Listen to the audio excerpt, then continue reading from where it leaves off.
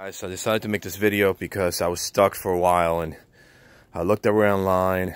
I did a lot of research and I still couldn't find the problem to my trunk not opening on this ML350 2009. I first thought it was the lock up here. Most people think it's this lock in here. So I took it apart and it was working fine. Then I thought it was the trunk module, which goes in the bottom of the trunk, which usually goes under here on the spare tire. I looked at that, it looked pretty good and dry.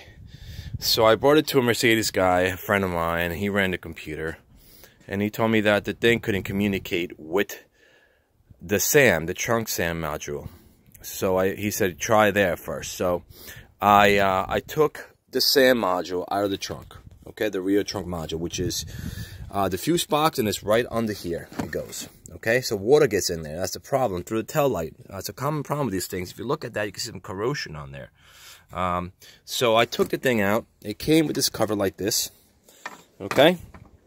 I opened it up and I realized there's a whole module that looked a little bit dirty and it had a lot of corrosion on it. I didn't think I'd be going to be able to fix it, to tell you the truth.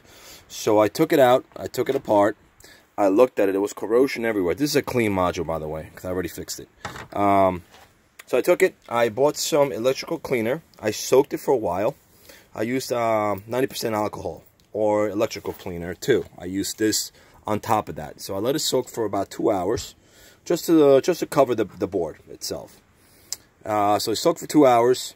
Then I got this electrical cleaner so I could shoot it in there too, because I couldn't get these black things out, and there's a lot of corrosion underneath here. So what I did is I sprayed it underneath here with this nozzle just to get a lot of the stuff out.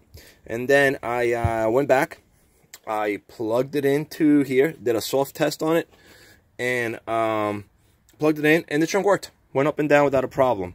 So that could be an issue with the trunk problem, your brake lights, a lot of the real stuff, the car, electronic controls. I also realized that it has a button here, which is not working. So I think that has to do with one of the chips here. And if you look closely, one of my chips is actually burned out. So I'm going to try to fix that today. If you go right here, let me autofocus.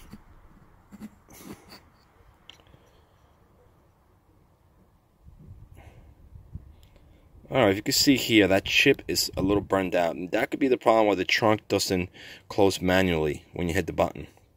So I'm going to try to fix that side of that and see if that works. But I'm pretty happy. I got the motherboard clean, and it's all working. So I was looking at $400 to do it myself.